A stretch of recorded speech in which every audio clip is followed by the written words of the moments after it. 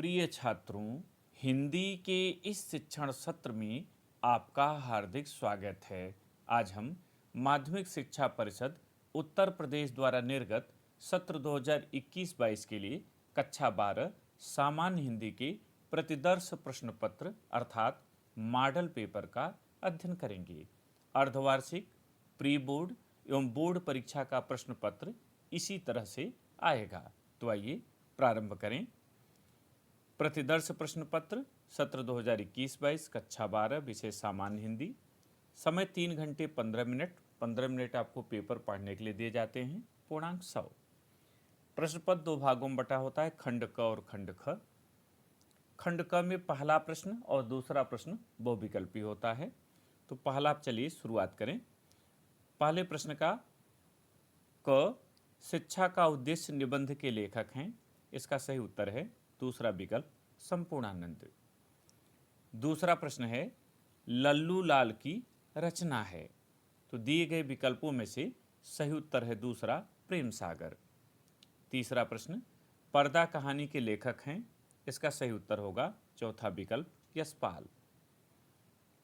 चौथा प्रश्न आवारा मसीहा के रचनाकार हैं। इसका सही उत्तर होगा पहला विकल्प विष्णु प्रभाकर। पांचवा प्रश्न बाण भट्ट की आत्मकथा के लेखक हैं। इसका सही उत्तर होगा चौथा विकल्प हजारी प्रसाद द्विवेदी। अब दूसरा प्रश्न जो काव्य साहित्य से आता है उसके अंतर्गत पांचों खंड देखें। क, कामायनी किस युग की रचना है? आप जानते हैं दूसरा विकल्प सही होगा छायावादी युग की, क्योंकि ये जयशंकर प्रसाद की रचना है। ख, निम्नलिखित कवियों में से कौन प्रगतिवादी युग का है? आप देखें अग्रदास, तुलसीदास और नंददास तीनों भक्तकाल के हैं। तो बच रहा है चौथा विकल्प रामधारी सिंह दिनकर। ये विकल्प सही होगा। ग, तार सप्तक का प्रकाशन वर्ष है। यहाँ दूसरा विकल्प सही होगा 1943 ईस्वी। तार सप्तक का तात्पर्य पहले सप्तक से होता है। दूसरा और तीसरा सप्तक पूछा जाएगा तो वहाँ आपको दूसरा और तीसरा लिखा भी मिलेगा और वो 8 साल का अंतर होगा। 43-8-51 में दूसरा सप्तक और 51-8-59 में तीसरा सप्तक। घ, द्विवेदी युग की रचना नहीं है। अब यहाँ अगर आप ध्यान देंगे तो आपको मिलेगा कि प्रिय प्रवास, साकेत और भारत भारती तीनों द्विवेदी युग की रचना है। यहाँ चौथा विकल्प नहीं होगा कामायनी, ये छायावाद युग की रचना है। अंगा, निम्नलिखित में से कौन सी कृति महाकाव्य नहीं है? तो आप विकल्प देखें मानस, साकेत और पद्मावत तीनों महाकाव्य हैं। यहाँ चौथा विकल्प सही होगा यामा, ये महादेवी वर्मा का गीतों का संग्रह है। प्रश्न संख्या 3, दिए गए गद्यांश पर आधारित निम्नलिखित प्रश्नों का उत्तर दीजिए। यहाँ गद्यांश के नीचे 5 प्रश्न दिए जाते हैं। प्रत्येक प्रश्न 2 अंक के होते हैं। इस तरह से 10 अंक का यह प्रश्न होता है और उत्तर जैसा पूछा जाए वैसा ही आपको लिखना होता है। जैसे इन्होंने पहला प्रश्न पूछा है उपर्युक्त गद्यांश का संदर्भ लिखिए। तो आप देख रहे हैं कि जो गद्यांश यहाँ पर दिया गया है ये राष्ट्र का स्वरूप से लिया गया है। तो आपका संदर्भ होगा प्रस्तुत सारगर्भित गद्यांश हमारी पाठ्य पुस्तक सामान्य हिंदी के गद्य खंड के अंतर्गत राष्ट्र का स्वरूप निबंध पाठ से लिया गया है। इसके लेखक प्रसिद्ध निबंधकार डॉक्टर वासुदेव शरण अग्रवाल जी हैं और यह उनके निबंध संग्रह पृथ्वी पुत्र से संकलित है। दूसरा प्रश्न धरती वसुंधरा क्यों कहलाती है? उत्तर धरती वसुंधरा इसलिए कहलाती है क्योंकि वह अपने गर्भ में अनेक प्रकार के रत्नों को धारण करती है। तीसरा रेखांकित अंश की व्याख्या कीजिए। और यहाँ आप देख रहे हैं रेखांकित अंश है धरती माता की कोख में जो अमूल्य निधियाँ भरी हैं जिनके कारण वह वसुंधरा कहलाती है, उससे कौन परिचित न होना चाहेगा? इसका उत्तर इस प्रकार आप लिखेंगे। निबंधकार डॉक्टर वासुदेव शरण अग्रवाल जी कहते हैं कि धरती माँ के गर्भ में मूल्यवान खजाना भरा हुआ है, इसी कारण धरती को वसुंधरा कहा जाता है। इस तथ्य से हम सभी को परिचित होना चाहिए क्योंकि यही हमें आर्थिक रूप से संपन्न बनाएगा, जिससे राष्ट्रीय भावों का अंकुर फूटता है। ध्यान रखिएगा कि रेखांकित अंश को बहुत बड़ा व्याख्या आपको नहीं करनी है, क्योंकि बड़ा करने पर आपके अन्य प्रश्न छूट सकते हैं। चौथा प्रश्न, पृथ्वी की देह को किसने सजाया है? उत्तर, पृथ्वी की देह को दिन रात बहने वाली नदियों ने पहाड़ों को पीस पीस कर अगणित प्रकार की मिट्टियों से सजाया है। अगर आप गद्यांश को ध्यान से देखेंगे तो इन प्रश्नों का उत्तर वहीं छिपा हुआ मिलेगा। पांचवा प्रश्न, भावी आर्थिक अभ्युदय हेतु हमें क्या करना चाहिए? उत्तर, भावी आर्थिक अभ्युदय हेतु हमें धरती तथा धरती से जुड़ी समस्त वस्तुओं की जांच पड़ताल करनी चाहिए। अगर आप अथवा वाला कर रहे हैं, अशोक का फूल, हजारी प्रसाद द्विवेदी का, तो इनके प्रश्नों को देख लें। पहला प्रश्न उसी तरह लिखा हुआ है, उपरोक्त गद्यांश का संदर्भ लिखिए। संदर्भ आप लिखना जान गए हैं। पाठ का नाम आप वहाँ अशोक के फूल लिख देंगे और लेखक आचार्य हजारी प्रसाद द्विवेदी। ध्यान रखिएगा, अगर लेखक और पाठ का नाम पूछा जाएगा तो वहाँ आप संदर्भ जैसा विस्तार देने की आवश्यकता नहीं है। फिर दूसरा प्रश्न है रेखांकित अंश की व्याख्या, और यहाँ रेखांकित अंश है, पंडिताई भी एक बोझ है, जितनी ही भारी होती है उतनी ही तेजी से डुबोती है। इतने ही अंश को आपको लिखना है, इसलिए विस्तार से आपको बचना है। उत्तर होगा, निबंधकार डॉक्टर हजारी प्रसाद द्विवेदी जी का मानना है कि कोरी पंडिताई एक बोझ है, क्योंकि वह जीवन की समस्याओं को सुलझाने के बजाय एक न एक नई उलझन पैदा करती रहती है। यह जितनी भारी होती है, अर्थात मनुष्य पांडित्य की गंभीरता को जितना अधिक ओढ़ता है, वह उतने ही तेजी से अहंकार आदि में डूबता जाता है। तीसरा प्रश्न, लेखक क्यों कहता है कि उदास होना बेकार है? उत्तर, लेखक इसलिए कहता है कि उदास होना बेकार है, क्योंकि उदासी से किसी भी समस्या का निराकरण नहीं किया जा सकता। चौथा, गद्यांश का भाव स्पष्ट कीजिए। यहाँ पूरे गद्यांश का भाव 2-3 पंक्ति में आपको लिखना है। जैसे, गद्यांश का भाव यह है कि अशोक अथवा अशोक की ही तरह तमाम प्राकृतिक वस्तुएं आज भी बहुत कुछ उसी रूप में हैं जैसे सदियों पहले थीं, किंतु मनुष्य की मनोवृत्ति बदल गई है, उसका स्वभाव बदल गया है, अतः वह उन्हें नए रूप में स्वीकार करता है। मानवता की प्रगति के लिए यह आवश्यक है। पांचवा और अंतिम प्रश्न, गद्यांश की भाषा शैली की विशेषताएं लिखिए। उत्तर, प्रस्तुत गद्यांश की भाषा संस्कृतनिष्ठ, परिष्कृत एवं परिमार्जित है। इसमें वर्णनात्मक, विवेचनात्मक एवं व्यंग्यात्मक शैलियों का सुंदर प्रयोग हुआ है। गद्यांश की भाषा शैली भावों को अभिव्यक्त करने में पूर्ण समर्थ है। अब चौथे प्रश्न पर चलें। चौथा प्रश्न देखते ही आप समझ गए होंगे, दुर्बलता का ही चिन्ह विशेष शपथ है कि यह कैकेयी का अनुताप से लिया गया है।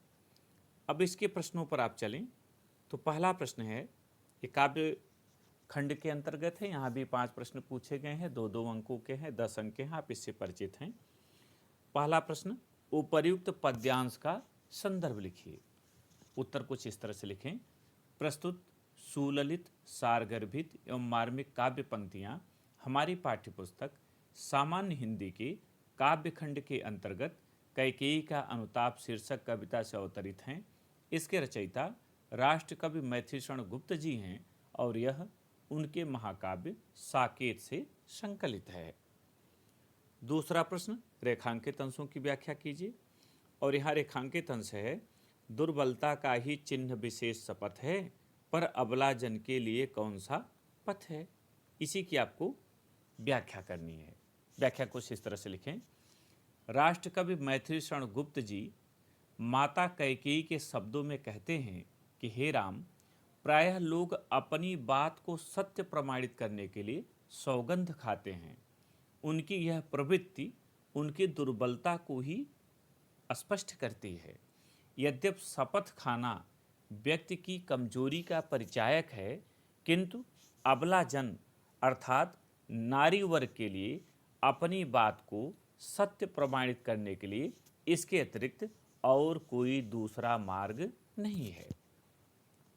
अब तीसरे प्रश्न पर चलें। तीसरा प्रश्न है, करके पहाड़ सा पाप मौन रह जाऊं, राई भर भी अनुताप न करने पाऊं, पंक्तियों में कौन सा अलंकार है? यहाँ देखिएगा, पहाड़ सा पाप वाचक शब्द आया हुआ है, इसलिए यहाँ उपमा अलंकार हो जाएगा। चौथा, पद्यांश का भाव स्पष्ट कीजिए। यहाँ उत्तर आप देंगे, प्रस्तुत पद्यांश में कवि ने कैकेयी के पश्चाताप के भाव को अपूर्व ढंग से व्यक्त किया है। वह कहती है कि यदि भरत मेरे कुत्सित विचारों में शामिल हों तो उनका भी अंत हो जाए, उसकी बातों से उसका हृदय निष्कलंक हो जाता है, उसके हृदय की मलिनता दूर हो जाती है। पांचवा, भाषा की विशेषताएं बताइए।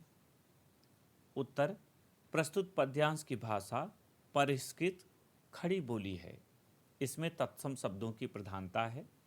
प्रबंध शैली में रचित ये पंक्तियां मंदाक्रांता छंद में निबद्ध हैं। इसमें अभिधा एवं लक्षणा शब्द शक्ति का प्रयोग हुआ है और गुण प्रसाद गुण है। अगर आप अथवा वाला देख करना चाहें तो लज्जाशीला पथिक महिला ये शब्द देखकर ही, ये पंक्ति देखकर ही समझ गए होंगे कि आपके पवन दूतिका का है। अब इसके प्रश्नों पर चलिए।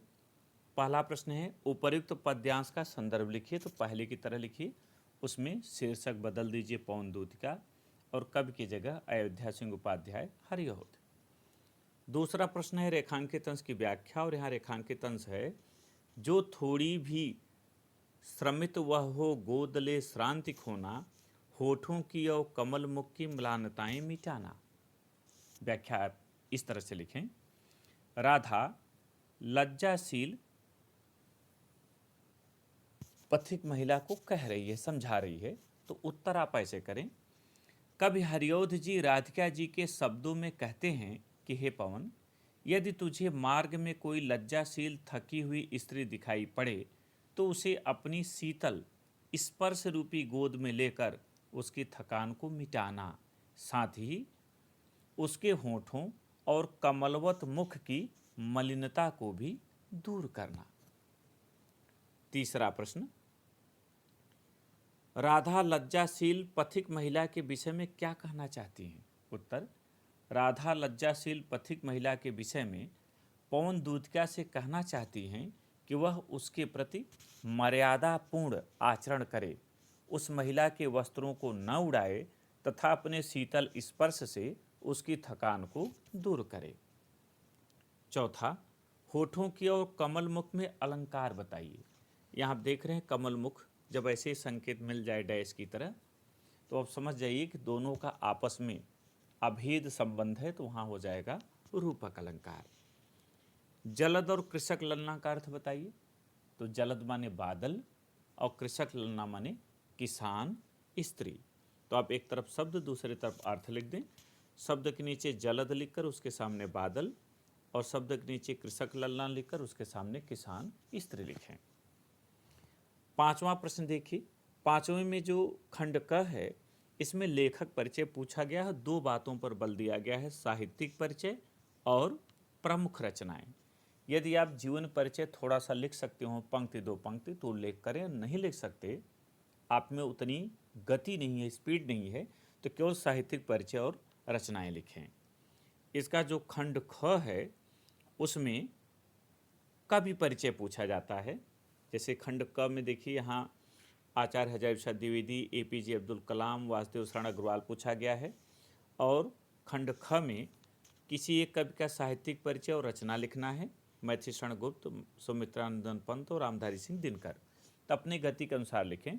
अगर गति कम है तो केवल साहित्यिक परिचय और रचना से भी आप अपना काम चला सकते हैं। जो छठा प्रश्न है ये कहानी से संबंधित है। प्रश्न देखें, बहादुर अथवा पंचलाइट कहानी के उद्देश्य पर प्रकाश डालिए अथवा ध्रुव यात्रा कहानी की कथावस्तु अपने शब्दों में लिखिए। ये तीन ही कहानी सामान्य हिंदी में हैं, तो या तो तीनों का आपको सारांश पता हो या उद्देश्य पता हो या दो कहानियों का दोनों भाग आपको पता हो तो आप इन्हें बड़े आराम से लिख सकते हैं। तो धीरे धीरे इन्हें स्मरण करें। 7वां प्रश्न, स्वपठित खंड काव्य के आधार पर किसी एक खंड के एक प्रश्न का उत्तर देना है। ये आपके यहाँ अगर आप प्रयागराज की बात करें तो प्रयागराज में आलोक वृत्त खंड काव्य चलता है और इसका प्रश्न है कि आलोक वृत्त खंड काव्य का नायक कौन है, उसका चरित्र चित्रण कीजिए। अर्थात यहाँ गांधी जी का चरित्र चित्रण करना है। अथवा आलोक वृत्त की कथा उस पर प्रकाश डालिए। आलोक वृत्त की जो कथा है उसका सारांश आपको लिखना है। तो इन दोनों में किसी एक प्रश्न का उत्तर लिखना है। तो जिन जिलों में जो खंड काव्य चलता है उससे संबंधित प्रश्न का आपको उत्तर देना है। खंड क यहीं समाप्त हो जाता है। खंड ख में जो पहला प्रश्न है वह है 8वां और यह 2 भागों में बटा है। खंड क में गद्यांश दिया होगा संस्कृत का और उसमें से किसी एक का आपको उत्तर देना है 3 हेडिंग में। पहले आप संकेत डालिएगा, जिसे अगर ऐसे करें संकेत में डैश करके महामना डॉट डॉट एवासित। फिर संदर्भ आपको लिखना है कि प्रस्तुत संस्कृत गद्यांश हमारी पाठ्य पुस्तक सामान्य हिंदी के संस्कृत खंड के अंतर्गत महामना मालवीय पाठ से लिया गया है। फिर हिंदी अनुवाद डालकर इसका आपको अर्थ लिख देना है। अगर आप अथवा वाला करना चाहते हैं, ऊपर वाला नहीं करना चाहते, तो आप यहाँ ध्यान देंगे कि अथवा वाला जो ये गद्यांश दिया गया है ये जातक कथा का है। तो यहाँ जो संदर्भ लिखेंगे उसमें पाठ की जगह जो नाम होगा वहाँ जातक कथा कर देंगे। ठीक। इसका जो खंड ख है इसमें किसी एक श्लोक का हिंदी में अनुवाद लिखना है। खंड क भी 7 नंबर का, ख भी 7 नंबर का है। यहाँ जो श्लोक दिया हुआ है ये जातक कथा का है पहले, तो संदर्भ आप जातक कथा के अनुसार बना लेंगे। और जो अथवा में है परोक्षकार्य हंतारम, यह सुभाषित रत्नानि का है। तो यहाँ संदर्भ में सुभाषित रत्नान पाठ का नाम आप ले लेंगे। शेष पहले जैसा ही आप करेंगे। प्रश्न संख्या जो 9 है उसको देखें। निम्नलिखित मुहावरों में से किसी एक का अर्थ लिखकर वाक्य में प्रयोग कीजिए। 2 अंक का, किसी एक का करना है। जैसे तलवार की धार पर चलना, तो यहाँ ध्यान रखिएगा पहले आप हेडिंग डालिएगा मुहावरा, उसके आगे लिखिए तलवार की धार पर चलना। फिर हेडिंग डालिए अर्थ लिखिए बहुत कठिन कार्य करना। फिर हेडिंग डालिए वाक्य प्रयोग, और वाक्य प्रयोग अपने अनुसार कैसा भी बना सकते हैं। जैसे आज के समय में ईमानदारी से पैसे कमाकर जीवन बिताना तलवार की धार पर चलने जैसा है। आप कैसा भी वाक्य प्रयोग करें लेकिन वाक्य प्रयोग में वह भाव स्पष्ट हो जाए। अन्य का आप अर्थ देख लें, वाक्य प्रयोग आप कर सकते हैं। जैसे टका सा जवाब देना, तुरंत इनकार कर देना। दाल में काला होना, किसी बात पर संदेह होना। नमक मिर्च लगाना, किसी बात को बढ़ा चढ़ाकर कहना। आप इनका वाक्य प्रयोग बड़े आराम से कर सकते हैं। प्रश्न संख्या 10 पर आइए। इस संधि से संबंधित है और बहुविकल्पी है। यहाँ सही विकल्प को आपको चुनना है।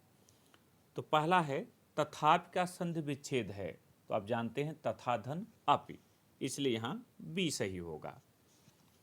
दूसरा है परमेश्वर का संधि विच्छेद है, आप जानते हैं परमेश्वरम में परम धन ईश्वर होगा, इसलिए यहाँ जो सही विकल्प होगा वह सी होगा।